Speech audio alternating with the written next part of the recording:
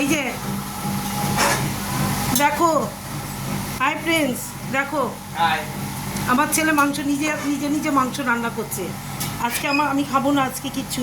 ও বলছে মা আমি ওই বাজার করেছে, মাংসটা ওই করে প্রত্যেক দিন, মাংসটা নিয়ে আসে। আমি যাই মাঝে মাঝে, আমি যেমন শনিবার করে যাই, কিন্তু কালকে আমি আনিনি। কালকে ষষ্ঠীর বাজার করেছি, তো কালকে আমি মাংস ধরিনি।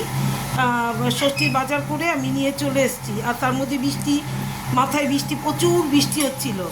এই দেখো আমার ছেলে, এই দেখো বাবু দেখা, বাবু দেখা, এই দেখো আমার ছেলে নিজে নিজে আমি চিকেন কোরমা করছি। চিকেন কোরমা করছে, ও দেখো। এবার আমি সমানে ছোটাছুটি করছি বলে এতক্ষণ ভিডিওটা করতে পারিনি। এবার ও নিজে নিজে ইসে করছিল। এবার আমি এখন এসে এই যে করলাম, দেখো চিকেন কোরমা করছে আজকে। আমি ও রান্না হয়ে গেলে আমি দেখাবো চিকেন কোরমাটা। ওইখানে পেঁয়াজ, রসুন, আদা আর তোমার লেবুর রস দিয়েছে, আর দই, টক দই, পোস্ত বাটা, কাজু কিশমিশ, এই দিয়ে চিকেন কোরমাটা হচ্ছে।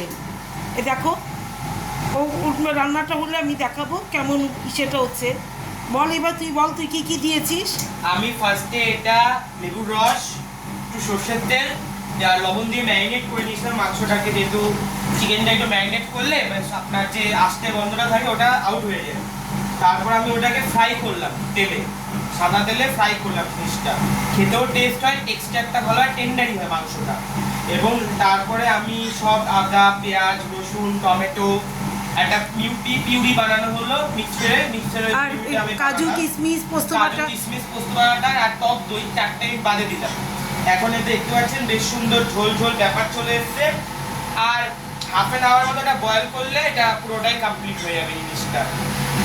এটা মনে করবেন না যে কোরমা মানে হাজারো মশলাপাতি, একদমই না। এটা পেটের জন্য যথেষ্ট ভালো এবং এটা খেলে কোনো রোগ ব্যাধি আপনার হবে না।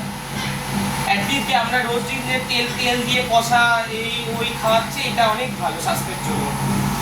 ঠিক আছে। আর দেখো এখানে আমি কি করছি, এখানে আমি করছি আমি তো আজকে ভাত টাত খাবো না। এই দেখো হিং দিয়ে আলু আর এই যে কুমড়ো ভেজে রেখেছি, আলু কুমড়োর তরকারি, একটা টমেটো দেবো সঙ্গে। এই যে হিং দিয়ে আলুর তরকারি বসিয়েছি। আর এখানে চাটনি হয়েছে, আমি পরে দেখাবো এগুলো। আমি তরকারিটা বানাচ্ছি এখন, তারপরে আমি পরোটা ভাজবো। হ্যাঁ, আমি পরে দেখাবো কী কী রান্না হয়েছে। তাহলে কি রাখছি।